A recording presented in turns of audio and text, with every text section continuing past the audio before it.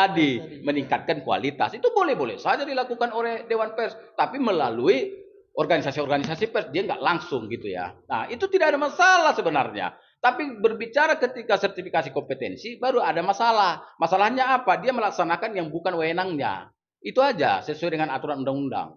Nah, kemudian yang mau kita sampaikan lagi adalah, saya selaku ketua daripada PPDI ya, Perkumpulan Pers Daerah Seluruh Indonesia, saya menghimbau lah seluruh wartawan di Indonesia ini jangan bingung oleh karena hal ini. Kita negara berdasarkan hukum, kita negara hukum, semua udah ada aturan.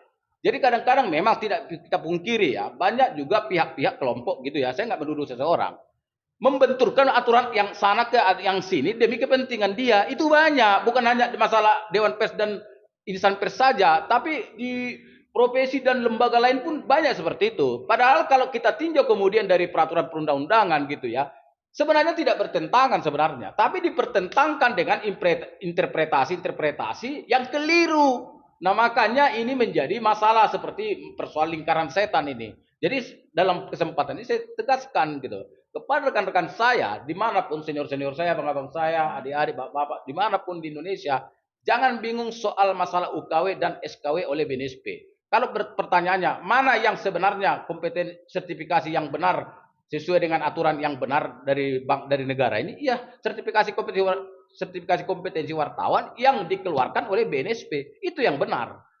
Itu yang benar program sertifikasi. Bukan yang dari UKW dari ala Dewan Pers. Itu bukan sertifikasi kompetensi wartawan. Nah, kemudian yang mau saya bilang adalah bahwa kita PPDI, Perkumpulan Pers Daerah Seluruh Indonesia, juga menjadikan tema ini menjadi tema utama, tema nasional kita nanti.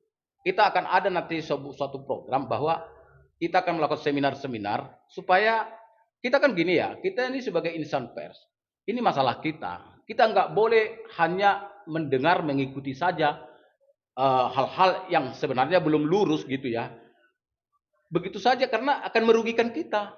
Akan merugikan orang-orang atau wartawan-wartawan dan lembaga-lembaga media lainnya. Akan merugikan. Ini nggak boleh kita biarkan.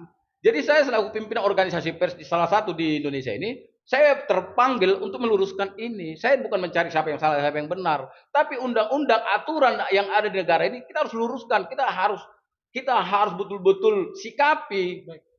Seperti itu. Itu program nasional dari PPDI. Saya mengajak kepada kawan-kawan di seluruh Indonesia, mari kita sepaham, mari kita bersama-sama supaya masalah konflik-konflik soal. Kenapa? Urusannya ini kan dengan kerja wartawan dan media di lapangan. Karena sekarang ada masalah yang terjadi di daerah-daerah, termasuk Provinsi Riau, gubernurnya mengeluarkan peraturan gubernur yang mengatur di situ bahwa katanya tidak boleh mendapatkan hak-hak kerjasama anggaran media, ya, kalau tidak mendapatkan UKW dan kemudian kalau tidak terverifikasinya perusahaan persnya di Dewan Pers. Ini kan sudah tidak relevan lagi dengan tugas fungsi Dewan Pers itu sendiri.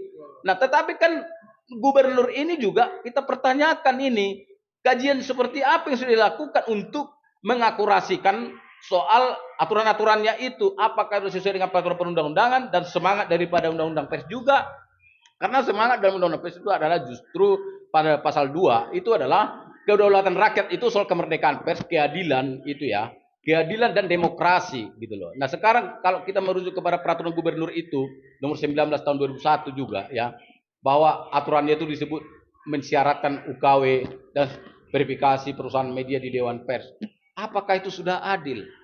Apakah itu sudah sesuai supremasi hukum? Seperti memonopoli jadinya. Ya, seperti memonopoli untuk kelompok-kelompok tertentu. Iya, betul sekali. Nah, ini kan harus kita urai ini. Kemarin saya sebenarnya waktu tahun 2020, saya udah kemukakan ini sebenarnya itu.